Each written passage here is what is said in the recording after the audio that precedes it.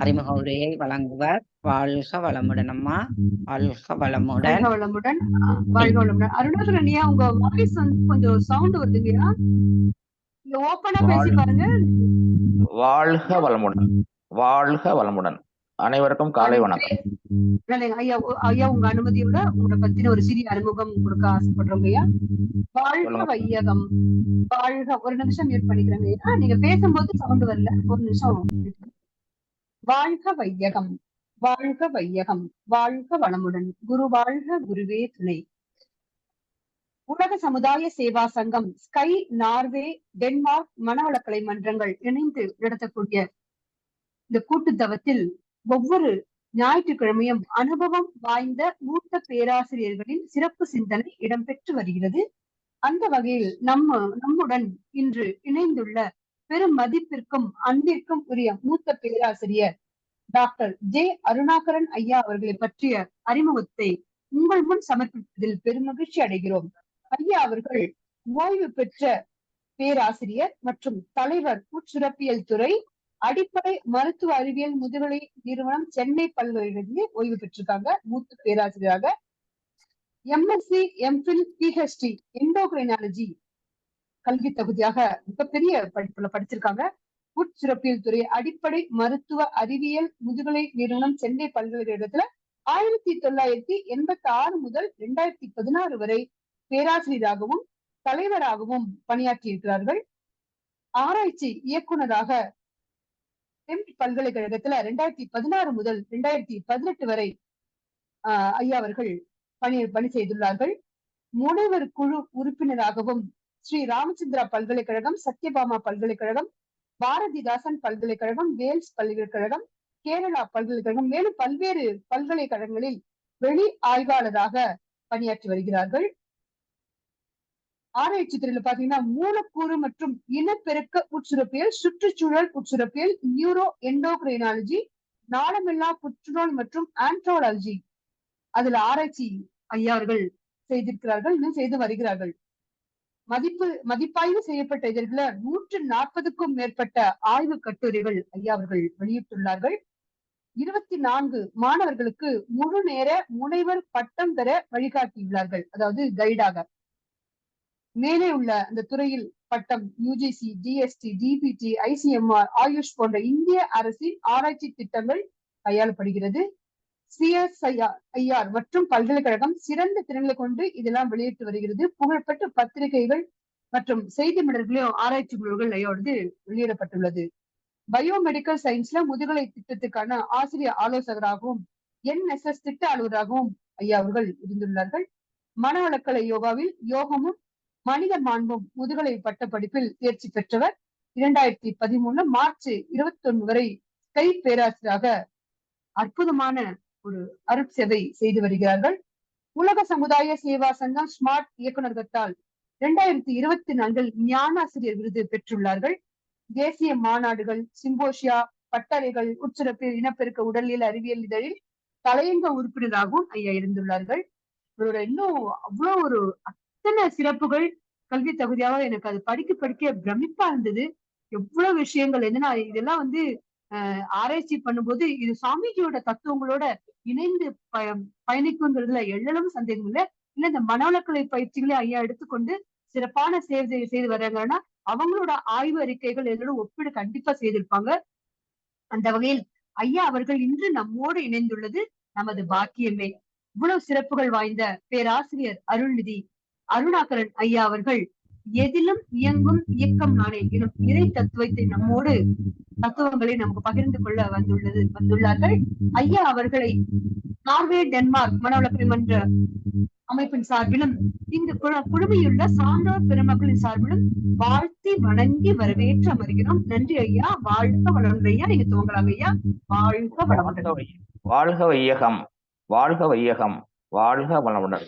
நிறைய என்னை பத்தி புகழ்ந்துட்டீங்க. அந்த அளவுக்கு நான் வந்து மகரிஷியோடைய மாணவன் அப்படித்தான் நான் சொல்லுவேன். ஸோ மகரிஷியை வணங்கி இணையத்தில் இணைந்துள்ள அனைத்து சான்றோர் பெருமக்களுக்கும் காலை வணக்கங்கள். அருள் பேராற்றல் இரவும் பகலும் எல்லா நேரங்களிலும் எல்லா தொழில்களிலும் எல்லா இடங்களிலும் உறுதுணையாகவும் பாதுகாப்பாகவும் வழி நடத்துவதாக அமையுமாக. ஸ்கை, நார்வே, டென்மார்க் மண்டல மேலாளர்களுக்கு வணக்கங்கள். குருவை வணங்கி குரு சூக்குவமாக நம்முடன் இணைந்திருக்க வேண்டுகிறேன். இன்று தலைப்புக்கு செல்கிறேன். எதிலும் இயங்கும் ஏக்கம் நானே. அனைவரும் ரசித்த மிகப்பெரிய பிரபல பாடல் கண்ணதாசன் வரிகளில் திரு KV மகாதேவன் அவர்கள் இசையில் வெளிவந்தது. திருவிளையாடல் திரைப்படம் அனைவரும் ரசிச்சிருப்பீங்க. பாட்டும் நானே பாவமும் நானே, பாடும் உன்னை நான் பாட வைத்தேனே. பாட்டும் நானே பாவமும் நானே, கூட்டும் இசையும் கூட்டின் முறையும் காட்டும் என்னுடன் கதை சொல்ல வந்தாயா. அசையும் பொருளில் இசையும் நானே, ஆடும் கலையில் நாயகன் நானே, எதிலும் இயங்கும் இயக்கம் நானே, என் இசை நின்றால் அடங்கும் உலகே, நான் அசைந்தால் அசையும் அகிலமெல்லாமே. அறிவாய் மனிதா உன் ஆணவம் பெரிதா, ஆடவா என்னை பாட வந்தவனை பாடுவா என்னை உன்னை மூட வந்ததோடு பாட்டும் நானே பாவமும் நானே. அனைவருக்கும் அந்த பாடல் வரிகள் நினைவில் வந்திருக்கோம். இன்னைக்கு எடுத்துக்கிட்ட தலைப்பு எதிலும் இயங்கும் ஏக்கம் நானே. அப்ப நான் என்றால் மனம், உயிர், மெய், உடல் நான்கும் ஓர் நல் இணைப்பில் எழும் ஒரு கூட்டு அலை குறிப்பு. அப்ப நான் யார் என்பதை பத்தி மகரிஷி அவர்கள் ஞானக்களஞ்சியத்துல சீவனும் சிவனுங்கிற தலைப்புல ஒரு பாடல் பாடியிருக்கிறார். நான் எழுது எனும் முயற்சியை நாடி ஆராய்ந்திட நான் முதலில் மனமாக பிடிபடும், நான் மனத்தின் மூலம் நாட அங்கு உயிராகி நான் உயிர் மூலத்தில் நற்சுவமாய் விடும். நான் யார் எனும் வினா நல்லுயிர்ப்பு அறிவிற்கு நான் அகம்பாவமாம் குறுகிய நாட்டத்தில் நான் பேரறிவாகும். நற்றவ ஆழ்வினில் நான் முழுமை பெற நலிவில்லா மெய்ப்பொருள். சிறப்பான ஒரு துவக்கம் கொடுத்திருக்காரு பாருங்க மகரிஷி. இப்ப எதிலும் இயங்கும் ஏக்கம் நானே சொல்லும் போது நான் யாருங்கிறது சிந்திக்கிறத தவிர வேறு எதுவுமே இல்லை. நான் உடலும் புலன்களும் கருவிகளே. உடலாற்றல் இருந்தால்தான் உடல் வேலை செய்யும். அப்போ நான் அருணாகரன் ஒரு மனிதனின் உடலை குறிப்பதில்லை, ஆன்மாவாகிய அறிவை குறிக்கிறது. ஆகவே நான் உடல் அல்ல, நான் வேறு உடல் வேறு. உயிரான்னு சிந்திச்சு பார்க்கும்போது உடலும் புலனும் மனமும் இயங்க உயிர் தேவைப்படுகிறது. ஆனால் எனது உயிர் என்று சொல்கிறோம். அப்ப நான் உயிர் இல்லை. மனமான் சிந்திக்கும் போது நான் வேறு மனம் வேறு என்று என் மனம் சொல்கிறது, நான் மனம் இல்லை. அப்ப உயிருக்கு சிறப்பு அதன் உணர்கின்ற தன்மைதான். இதை அறிவு என்கிறோம். ஆக இறைநிலையே தன்மாற்ற வளர்ச்சியில் அறிவாக நானாக வந்துள்ளது. அப்ப தன்னை அறிய வேண்டும். அப்ப தெய்வநிலை அறியலாம். அப்ப நான் யார் என்ற கேள்விக்கு விடை கிடைத்தால் தெய்வநிலை அடையலாம், மெய்ப்பொருளை உணரலாம். அறிவு என்ன என்பது உணரப்படும். இறைவனே நானாக என்னிடம் அறிவாக இருக்கிறான் என உணர்வதே தன்னை அறிதல். இப்போது எல்லா பொருளிலும் சிவனை உணர்கிறோம், பரத்தை உணர்கிறோம். கடவுள் பாத்தீங்கன்னா தூணிலும் இருப்பார் துரும்பிலும் இருப்பார்னு சொல்வோம். அந்த அறிவு வந்து விட்டது. இன்னமும் நமக்கு என்ன வேண்டும்? உண்மை உணர்ந்தது வேதம், உண்மையே வாழ்க்கையில் பயன்படுத்துவது சாஸ்திரம். அப்ப தோற்ற பொருள் இறை துகள் விண் என்று சிந்தித்து பார்ப்போமே ஆனால் எதிலும் இயங்கும் இயக்கம் நானே. சூரியன், சந்திரன், கடல், மலை போன்ற பொருட்களை பார்க்கிறோம். ஒவ்வொன்றையும் பிரித்து கொண்டே போனால் கடைசியில் எல்லாமே விண் என்ற ஆகாசத்தின் கூட்டு என்று வரும். அந்த விண் என்பது இறை துகள்களின் கூட்டு. பூரண பொருளான இறைநிலையே தன்னை துண்டுபடுத்தி கொண்டு இறை துகளாக இயக்கமாக வந்தது. எதிலும் இயங்கும் இயக்கம் நானே. அதனை பரமானு, ஃபார்மடிவ் டஸ்ட் இல்லைன்னா ஈத்தர் என்று ஆங்கிலத்தில் சொல்கிறோம். அதனுடைய கூட்டமைப்பு தான் ஆகாசம், அதனுடைய கூட்டமைப்பு தான் விண். இப்போ எதிலும் இயங்கும் இயக்கம் நானே சிந்திக்கும் போது நான் யாரை சிந்திச்சுட்டே இருக்கிறோம். அப்ப புலனறிவு என்றால் என்ன, விண்ணறிவு என்றால் என்ன, மெய்யறிவு என்றால் என்ன? ஒரு பழத்தை பார்க்கிறோம், ஆரஞ்சு பழமோ ஆப்பிள் பழமோ வாழைப்பழமோ. கண்கள் மூலம் கண்டால் அது பழம், விண்ணறிவால் கண்டால் அது விண்களின் கூட்டு. விண்ணோ இறைத்துகள்களின் கூட்டு. பழத்தில் உள்ள விண்துகள்களோ இறைவெளியின் நுண்ணிய பகுதி. வாழைப்பழம் டேஸ்ட் நமக்கு தெரியும், ஆப்பிள் டேஸ்ட் தெரியும், கொய்யாப்பழம் டேஸ்ட் தெரியும். ஆரஞ்சு பழம் டேஸ்ட் தெரியும். விரைவாய் தன்னைத்தான் சுற்றும் மலையாம் பழத்தில் உள்ள ஜீவகாந்தம் பஞ்சத்தன் மாத்திரையாய் பார்க்கும் உரு ஒளி ஒளியாய் சுவை மனமாய் டைனிங் டேபிள் ஒரு கொய்யா பழத்தை வச்சுட்டீங்கன்னா ஹால் வரைக்கும் வாசனை வந்துடும். அதே மாதிரி பாரதியார் பாடல்களை நினைவுபடுத்துறேன். காக்கை குருவி எங்கள் ஜாதி, நீர் கடலும் மலையும் எங்கள் கூட்டம். ஏன் அப்படி சொன்னாரு? காக்கை குருவி எங்கள் ஜாதின்னு சொல்லும் போது பசி உணர்ச்சிகள், இன்பத்தன்மை உணர்வுகள் இவற்றை அனுபவத்தில் நம்ம எல்லாரும் ஒண்ணுதான். கடலும் மனையும் அணுக்களின் கூட்டம் சொன்னாரு. அப்ப நானும் அணுக்களின் கூட்டம் தான். அப்ப மெய்ப்பொருளையும் பொருளையும் எப்படி காண்கலாம்? நான் காணும் தோற்றங்கள் எல்லாம் பல கோடி அணுக்கள் கூடி இயங்கி கொண்டிருக்கும் இயக்கம்தான். அதை நிகழ்ச்சின்னு சொல்றோம். அது பொருள் அல்ல அப்படிங்கிறத புரிஞ்சுக்க வேண்டும். இந்த நிகழ்ச்சியை பொருள் என்று நினைச்சா அது ஒரு மாயை, அது ஒரு மயக்கம். இத மாதிரி சிந்திச்சுட்டே போனா அது அஞ்ஞானம்னு சொல்றாங்க. இப்ப நம்மளுடைய தலைப்புக்கு வருவோம். மனிதன் இருக்கிறான், மனமில்லாத மனிதன் இல்லை, மனதை அறிந்த மனிதனும் இல்லை. இதுதான் உலகம். மனம் இல்லாத மனிதனும் இல்லைன்னு சொன்னேன். அப்போ அப்படி சொன்னா மனிதன் மனதை அறிந்து கொண்டால் என்றால் அதன் வழியாக வாழும் போது துன்பமே இருக்காது. மன இதன் என்று சொல்வார்கள், இதமாக இருக்கிறது என்று சொல்வார்கள். அப்ப இதமாக இருக்கிறது என்று சொன்னால் துன்பம் இல்லாத, முரண்பாடு இல்லாத மனம் நமக்கு வேண்டும். இப்ப எல்லா இயக்கமும் இயங்கும் இயக்கம்னு சிந்திச்சிட்டு இருக்கிறோம். நீரின் அசைவை கழித்து விட்டால் ஒரு கடலை பார்க்கிறோம், அசைஞ்சுக்கிட்டே இருக்கு. அப்ப நீரின் அசைவு அலை, அந்த அசைவு தான் அலையாக இருக்குது.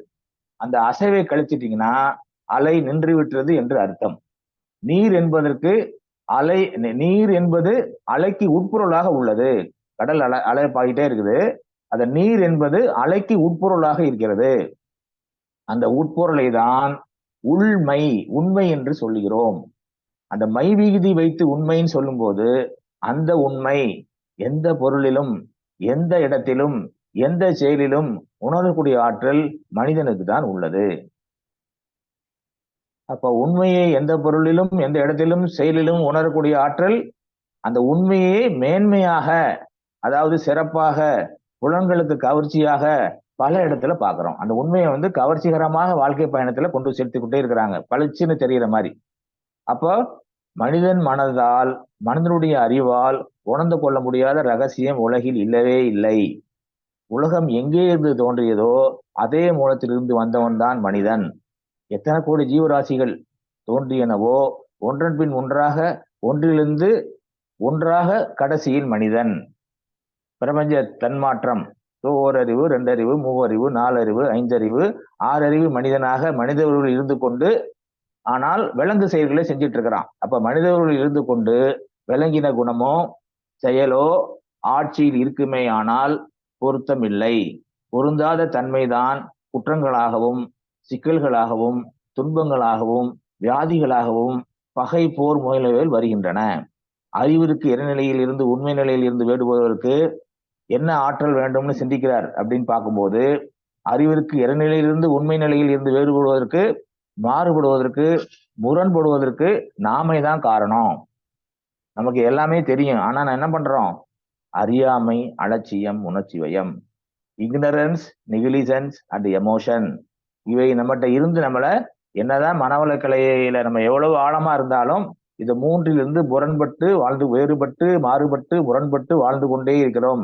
எனக்கு தெரியாது, இல்லைன்னா யாராவது அலட்சியப்படுத்திட்டு போயிடுறோம், இல்லைன்னா உணர்ச்சி வசப்பத்துல கோபம் ஏதாவது பண்ணிட்டு போயிடுறோம். அப்போ செயலில் தத்துவம் புரிய வேண்டும். இதுதான் இறையாற்றலின் நியதி. அப்ப நல்ல எண்ணம் வர வேண்டும், நல்லதையே செய்ய வேண்டும். நல்ல விதை போட்டால் நல்ல செடி வரும். இப்ப முதல்ல சொன்னதை நினைச்சு பாக்குறேன். அசைத்து கொண்டு இருப்பது அலை என்றோம். அலையிலே நிலையானது நீர், நீரின் செயலானது அலை. அதே போல அறிவு என்னும் பிரம்மம் என்றும் எங்குமே ஊடுருவி நிறைந்திருக்கிறது என்றும் சொன்னால் நமக்குள்ள அது புரிந்துக்க முடியும். எல்லா பொருளுக்குள்ளும் இருக்கிறது. பொருள் தொடர்பு உள்ள போது புலன்கள் மூலமாக படர்க்க நிலை எய்தி மன அலையாக இயங்கிக் கொண்டிருக்கிறது. உயிரின் படர்க்க நிலைதான் மனம். அப்ப எந்த பொருள் அலையாக இருக்கிறது என்று கண்டுபிடித்தால் அதுதான் தெய்வம். மனம் விரிவை விட்டுவிட்டு ஒடுங்க வேண்டும். அப்போது நீயேதான் அது, அதுவேதான் நீ. விரிந்தால் மனம், ஒடுங்கினால் அறிவு. தட் இஸ் ஈக்குவல் டு தெய்வம். இதை உணர்ந்த பெரியோர்கள் சித்தர்கள் பல வகையில் எடுத்து சொல்லியிருக்கிறாங்க.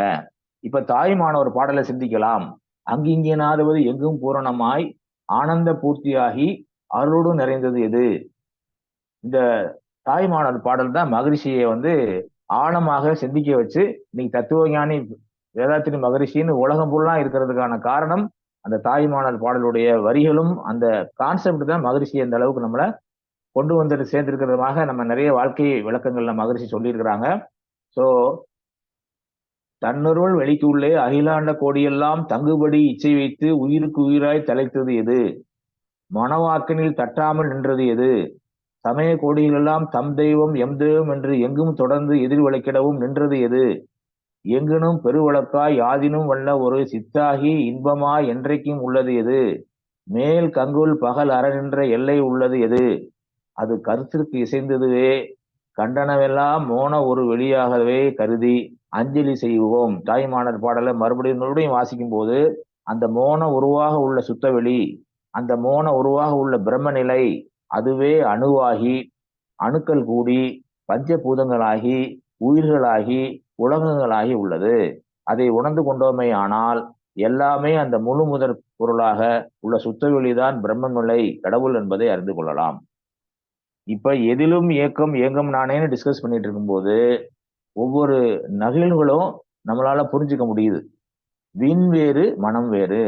விண் மனதிற்கு தட்டுகிறது, இறைநிலையை நினைக்கும் போது மனதிற்கு தட்டுவதே இல்லை. இறைநிலை அவ்வாறு சிறப்பு வாய்ந்தது. அப்ப இறைநிலையே இங்கே அறிவாக இருப்பதால் அறிவும் அதுவும் ஒன்றாக இருப்பதால் தட்டுவதில்லை. இதை கொண்டுதான் இறைவெளியே பிரம்மமே அறிவா இருக்கிறது என்று விளங்கிக் கொள்வோம். இப்ப மகா வாக்கியங்கள் பெரியவங்க சொன்னதெல்லாம் சிந்திச்சு பார்க்கலாம். தத்துவமசின்னு சொல்லியிருக்கிறாங்க, அது நீயாக இருக்கிறது. அகம் பிரம்மாஸ்மி, நானே பிரம்மமாக இருக்கிறேன். பிரஞானம் பிரம்மம், தூய அறிவே தெய்வம். அயனாம்சம் பிரம்மம், இயக்க ஒழுங்கே தெய்வம். மறுபடியும் மகான்கள் சொன்ன வார்த்தைகளை சிந்திச்சு பார்க்கிறேன்.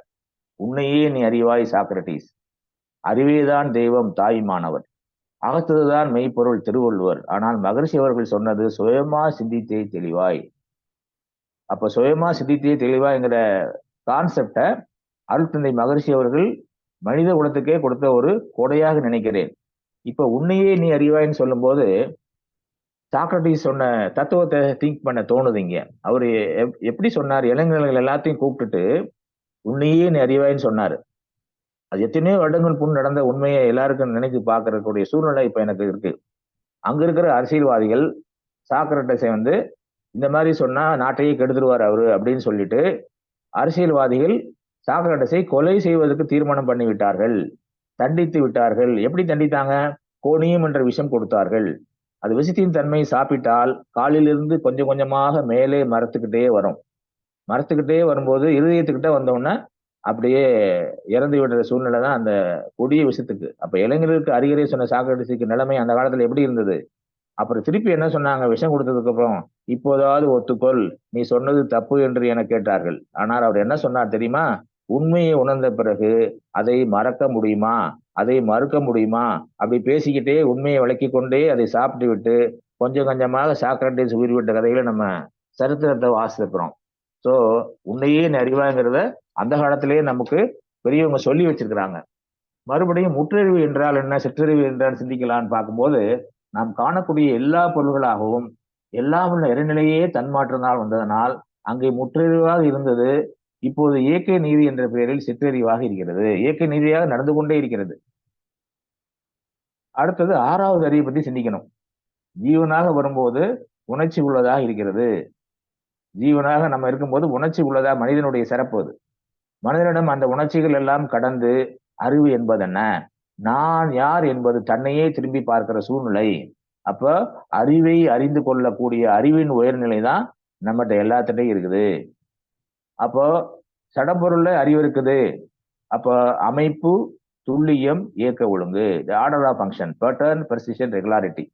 அப்ப எல்லாவற்றிலும் தெய்வமாக உள்ளது அறிவு. நானே அறிவு, அறிவே தெய்வம். உயிருள்ள பொருட்கள் எப்படி இருக்குது?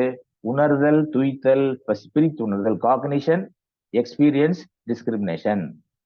ஸோ இறைநிலை இங்கு நானாக செயல்பட்டு கொண்டே இருக்கிறது. கடலிலிருந்து தண்ணீர் மேகமாகி மழை பொழிகிறது, மீண்டும் கடலை அடைகிறது.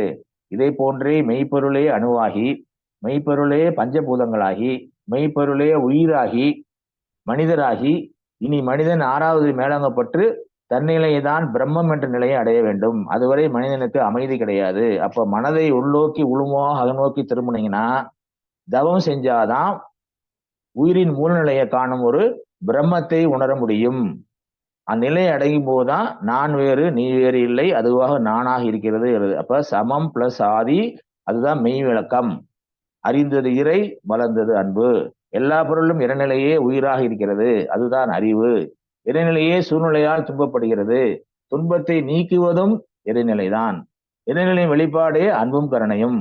எல்லா உயிர்களும் ஒன்று ஒன்று, எல்லா தோற்றங்களும் அறிவை இயக்கத்தை காண்பதுன்னு சொல்லும்போது அது சமயம் மதம்னு சொல்றோம். எல்லா பொருளும் அறிவு இருக்குது என தெரிந்து வாழக்கூடிய அறிவின் வழிதான் மெய்ஞானம். துன்பம் இழைக்காமல் இருப்பது ஒன்று, துன்பத்தை போக்கு உதவுவது மற்றது. தன்னை உணர்வதற்கு தவம் வேண்டும், உயிர்களுக்கு கடமை செய்வது அறம் வேண்டும், துன்பம் வராமல் வாழ்வது ஒழுக்கம், துன்பத்தை போக்குவது ஈகை. காந்தம் என்ற ஒரே பொருளை உணர்ந்து கொண்டால் இறைவனை உணர்ந்து கொள்ளலாம், பிரபஞ்சத்தை உணர்ந்து கொள்ளலாம், மனிதனை உணர்ந்து கொள்ளலாம், ஆக்கமும் அழிவும் உணர்ந்து கொள்ளலாம். எல்லாமே அதற்குள்ளேதான் அடங்கி இருக்கிறது. இறைநிலையாக உள்ள இருப்பும் அலைபொருளாக உள்ள சக்தியும் சேர்ந்தால் காந்தம், சுத்தவெளி. தூண்டப்பட்ட வேகம் விரைவு சக்தியாக இருக்கிறது. அப்ப அழைத்து கொண்டே இருக்கிறதுனால static force, static state and dynamic force இரண்டும் சேர்ந்தால் காந்தம். எந்தெந்த இடத்துல காந்தம் அழுத்தம் பெறுகிறதோ அது தகுந்த மாதிரி அழுத்தமாக, ஒளியாக, சுவையாக, மனமாக மாறுகிறது. காந்தம் ஒளியாக மாறுகிறது, மின் சக்தின்னு சொல்றோம். அது கெட்டி பொருளே, நீரிலேயே பருப்பொருளே மோதி வந்தால் மோதுதல், பிரதிபலித்தல், சிதறுதல், ஊடுருவுதல், ஒன்றுக்கும் மன்றருக்கும் இடையே ஓடி கொண்டிருதல், clash, reflection, refraction, penetration, interaction, 5 வகையான செயல்பாடுகள் அதுலேயும் சுவையும் மனமாக வருகிற ரசாயன மாற்றம்னு சொல்றோம். அப்ப பிரபஞ்சம் முழுவதும் இயங்கக்கூடிய இயக்கம் வான்காந்தம். உடலில் உள்ள விண்ணீருக்கு உயிர் சக்தியிலிருந்து வந்த அலைதான் எவ்வாறு அது காந்தமாக மாறுதுன்னு பாத்தீங்கன்னா அதுதான் ஜீவ பயோ மேக்னட்டிசம். வான்காந்தத்துல எல்லா மக்களின் செயல்களும் இருக்கு, அறிவு இருக்கு, ஆற்றல் இருக்கு, நீங்கள் எண்ணம் இருக்குது, பண்ணுகின்ற செயல்கள் இருக்கிறது, அதனுடைய விளைவுகள் இருக்குது, அவன் செஞ்சது இவன் செஞ்சது எல்லாமே வான்காந்தத்துல இருக்குது. அப்ப எல்லோருக்கும் உள்ளுணர்வு சக்தி இருக்கிறது, பிரபஞ்ச சக்தி ரகசியத்தை வாங்கிக் கொள்ளும் ஆற்றல் இருக்கிறது, அது நிலைப்பது இல்லை. அப்ப தவம் செய்தால் நுணுகி நின்று பழக பழக நிலைக்கு மாற்றல் வந்தால் தொடர்ந்து அறியும் சக்தி வந்துகிட்டே இருக்கும். அதான் மகரிஷி அவர்கள் தவத்துக்காக ஒரு விளக்கம் கொடுத்திருக்கிறாரு நினைச்சு பார்க்கவே. ஆனால் ஒன்றி அறிவை பழக்க உறுதி, நுட்பம், சக்தி இவை அதிகமாகும். எதிலும் இயங்கும் நானேன்னு சொல்லும்போது, நானே அப்படின்னு சொல்லும்போது ஒவ்வொரு செயல்களும் சக்சஸ் ஆக வேண்டும் என்றால் தவம் செய்யணும். அப்ப அந்த சக்தி வர வேண்டும் என்றால் தவம் செய்யணும். சக்தி அந்த தவத்தை சிறப்பா செய்யணும். அதான் மகிழ்ச்சி கொடுத்த மாதிரி ஒன்றி அறிவை பழக்க வேண்டும், உறுதி, நுட்பம், சக்தி இவை அதிகமாகும். அன்று அடையும் அனுபவங்கள் எல்லாம் அறிவு நிலை பதிந்துவிடும். ஆழ்ந்து ஆய்ந்து நன்று என்று கண்டபடி செயல்கள் ஆற்றும் நற்பண்பு புலன்களுக்கு அமைந்து போகும். என்றதும் கடுவிடத்தை அறிவை ஒன்றும். இதுதான் இயற்கை சிறப்புடைய தவம்னு சொல்றார் மகரிஷி. அப்ப நல்ல எண்ணத்தோடு நல்லதே செய்து எண்ணநிலையோடு உணர்வோடு இருப்போம். நல்லாரை காண்பதும் நன்றே, நல்லார் சொல் கேட்பதும் நன்றே, நல்லார் குணம் உரைப்பதும் நன்றே, அவரோடு இணங்கி இருப்பதும் நன்றே. செயல் உணர்வு தத்துவத்தை உணர வேண்டும். அறிவேதான் தெய்வம் என்றார் தாயுமானவர், அகத்ததுதான் மெய்ப்பொருள் என்று எடுத்துக்காட்டி அறிவதனை அறிவித்தவர் திருவள்ளுவர். அவ்வறிவை அறிவதற்கு முறைகள் சொன்னார் அறிஞர் திருமூலர். அவ்வறிவில் ஆழ்ந்து ஆனந்த கவியாத்தார் ராமலிங்கர். அறிவில் அறிவாய் நிலைத்து அறமுகத்தோர் அதை வாழ்ந்து காட்டினோர் நினைவு கூறுவோம் சொல்றார் மகரிஷி. சோ அப்பேற்பட்ட பெரியோர்களை நினைச்சு பார்த்து நினைவோடு இருக்கணும்ன்றார் மகரிஷி. அப்ப குருவின் உதவி இருந்தால்தான் நமது வாழ்க்கை சிறப்பாகும். இப்ப take a message for all of us. அன்னை பிதா குரு தெய்வம்னு சொல்றோம். குருவை கெட்டியா பிடிச்சிட்டோம்னா தெய்வத்திட்ட கொண்டு போய் சேர்த்துருவாரு. அப்ப குருவை வணங்குவோம். இயல்புக்கு நிதியை சிந்திச்சு பார்க்கணும். எப்பொருளை, எச்செயலை, எக்குணத்தை, எவ்வூரை ஒருவர் அடிக்கடி நினைந்தால் அப்பொருளின் தன்மையாய் நினைப்போர் ஆற்றல் அறிவினிலும் உடலிலும் ஆற்றம் காணும். இப்பெருமை இயல்புக்கு நீதியாகும். எவரொருவர் பொதுவை மதித்து ஒழுகினாலும் தப்பாத குரு உயர்வு மதிப்போர் தம்மை தரத்தில் உயர்த்தி பிறவி பயனை நல்கும். அப்பேற்பட்ட சிறப்பு வாய்ந்த குருவோடு இணைஞ்சிருக்கும் போது சமுதாயம் நலன் காத்து ஒருவருக்கொருவர் உதவி கொண்டு வாழக்கூடிய வாழ்வுதான் மெஞ்ஞான வாழ்க்கை. மெஞ்ஞானம் காண்பதற்கு உரிய விளக்கம் எதுவோ அதுதான் நான் யார். ஊனுடம்பு ஆலயம், உள்ளம் பெருங்கோவில், அதனுள் உரைகின்ற தெய்வமே அறிவு, அதுவே நானாக இருக்கிறது. எனவே நான் ஒரு நடமாடும் அறிவித்திருக்கோயில், எதிலும் இயங்கும் இயக்கம் நானேங்கிற கான்செப்ட் நம்ம எல்லாருக்கும் கொஞ்சம் லேசா டச் பண்ணிருச்சு. ஆழமா சொல்வதற்கு அந்த அளவுக்கு எனக்கு அறிவாற்றல் இல்லை. எனக்கு தெரிஞ்சதை மகரிஷியுடைய புத்தகங்களை வாசித்து எதிலும் இயங்கும் இயக்கம் நானேங்கிறது தத்துவஞானி மகரிஷியுடைய எண்ணம் படிக்கணும். கற்றது கைமணளவு, கல்லாத உலகளவு. தத்துவஞானி குருவை வணங்கி வாழ்க வையகம், வாழ்க வையகம், வாழ்க வளமுடன் என்று நிறைவு செய்கிறேன். வாய்ப்பு கொடுத்த பேராசிரியர் கோதையம்மா அவர்களுக்கும் ஸ்கை யோகா நார்வே டென்மார்க் பேராசிரியர் பெருமக்களுக்கும் நன்றி தெரிவித்துக் கொள்கிறேன். வாழ்க வையகம், வாழ்க வையகம், வாழ்க வளமுடன். நன்றி, வணக்கம். நன்றி ஐயா. மிகவும் அழகாக இன்று எங்கள் நோர்வே மனவளக்கலை மன்றத்துக்கு சிறப்பு சிந்தனை உரை வழங்கி எதிலும் இயங்கும் இயக்கம் நானே. அழகான ஒரு கண்ணதாசனின் பாடலை நினைவில் வைத்து அந்த பாடலை எல்லோருக்கும் ஞாபகப்படுத்தி பாட்டும் நானே என்ற அந்த மெய்சிலிர்க்க வைக்கும் அந்த பாடலை பாடி அதில் இருந்து ஒவ்வொரு விடயமாக எங்களுக்கு அற்புதமாக என்று எங்களுக்கு விளக்கங்கள் தந்து கொண்டிருந்தீர்கள். அந்த அதிலே நான் என்றது யார், அது உயிர் மனம் உடல், அந்த உயிர் மனம் உடல் எப்படி அது யார் என்று ஒவ்வொன்றாக விளக்கி ஒவ்வொரு விடயமாக நீங்கள் கூறி செல்லும்போது அது நான் உடலல்ல, உயிரல்ல, மனமல்ல என்று சொல்லி அதிலிருந்து எங்களுக்கு நம் எல்லோருக்கும் அதன் விளக்கத்தை அழகாக என்று எங்களுக்கு விளக்கியிருந்தீர்கள். இறைநிலையின் சிறப்பு அதுதான் நானாக வந்துள்ளேன் என்று நீங்கள் அழகாக அங்கே பதிவிட்டிருந்தீர்கள். ஒவ்வொரு விடயமாக நீங்கள் கூறி செல்லும்போது சிவம் நானாகவே வந்துள்ளது. அந்த சிவத்தை நாம் எப்படி அனுபவித்து காண வேண்டும், அதில் என்னென்ன இருக்கின்றது. இந்த விண் என்பது துகள்களின் கூட்டு, அந்த கூட்டு எப்படி அதை நானாக வந்தோம் என்று அதற்கு சின்ன சின்ன உதாரணங்கள் ஒரு பழங்களையும் நாங்கள் காணும்போது அது என்ன மாதிரி இறைநிலையின் கூட்டு என்று அழகாக கண்ணால் பார்க்கும்போது அது பழமாக தெரிகின்றது. அதற்குள் உள்ளிருக்கும் சக்தி என்ன என்று அழகாக விளங்கப்படுத்தினீர்கள். அந்த வகையில் மனம் இல்லாத மனிதன் இல்லை. ஆனால் அந்த மனம் ஒடுங்கும் நிலையில்தான் மனிதன் மனிதனாகின்றான், மனிதனாகின்றான் என்று அழகாக அங்கு வர்ணித்திருந்தீர்கள். அத்தோடு பழைய கவிஞர்களின் உண்மைத்தன்மையை இங்கே பதிவிட்டிருந்தீர்கள். சாக்ரட்டி அதை அவர் உணர்ந்த போது அவர் தான் செய்தது சரிதான் என்று ஒரே நிலையில் நின்றார்.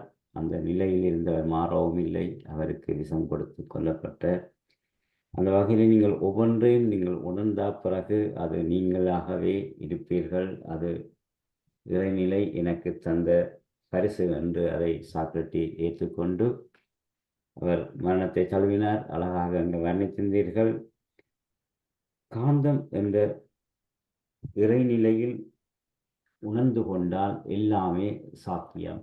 அதுக்கு நீங்கள் அழகான உதாரணங்கள் சொல்லி எங்களை ஆச்சரியப்படுத்தியிருந்தீர்கள். அந்த வகையிலே வான்காந்தத்தில் எல்லோரும் நாங்கள் நல்லதை பதிவிட்டிருந்தவர்களும் இருக்கின்றார்கள், கூடாததை பதிவிட்டிருந்தவர்களும் இருக்கின்றார்கள். அந்த நிலையிலே தவத்தை நாங்கள் நன்றாக செய்து வரும்போது வான்காந்தத்திலிருந்து நல்லதை எடுத்து நாங்கள் முன்னுக்கு வந்து கொண்டே இருக்கலாம் என்று அழகாக அங்கு கூறியிருந்தீர்கள். அந்த நல்வினைகளும் தீவினைகளும் இருக்கும். எங்களுக்கு தேவையான நல்வினைகளை மட்டும் எடுத்து அங்கே நாங்கள் அனுபவித்து கொண்டிருக்கலாம் என்று நீங்கள் அழகாக அங்கு செய்து கூறியிருந்தீர்கள். அத்தோடு இதுகளை நாங்கள் அடைவதற்கு கட்டாயமாக மகரிஷி தந்த தவத்தினை நாங்கள் கடைப்பிடித்து அதை ஒழுக வேண்டும் என்று அதை கூறியிருந்தீர்கள். குருவை கெட்டியாக பிடித்து குருவின் வழி நடந்தால் எல்லாமே சாத்தியம். அதுக்கு குருதான் முக்கியம். அந்த குருவின் கருத்துக்களை நாங்கள் நன்றாக படிக்க வேண்டும் என்று, குருவின் புத்தகங்களை படிக்க வேண்டும் என்றும் சொல்லியிருந்தீர்கள். இது குரு தந்த ஒவ்வொரு கருத்துக்களும் கவிகளும் நாங்கள் படித்து கொண்டே இருப்போமானால் அதுக்கு எல்லாமே சாத்தியம் என்றும் கூறியிருந்தீர்கள். அதுக்கு தாயுமானவற்றை ஒரு பாடலையும் நீங்கள் எங்களுக்கு ஞாபகப்படுத்தியிருந்தீர்கள். மகிழ்ச்சி அதிலே தந்திருந்தார். அந்த பாடலையும் எங்களுக்கு ஞாபகப்படுத்தியிருந்தீர்கள், அல்லது கவியையும். மிகவும் அற்புதமாக இன்று எங்கள் நோர்வே மனவளக்கலை மன்றத்துக்கு வந்து சிறந்த சிந்தனை உரை வழங்கியிருந்தீர்கள். மிக்க நன்றி ஐயா. வாழ்க வளமுடன். அந்த வகையில் உங்களுக்கு ஐயாவோட கேள்விகள் இருந்தால் முன்னுக்கு வாருங்கள், கருத்துக்கள் இருந்தால் தகவல் பெற்ற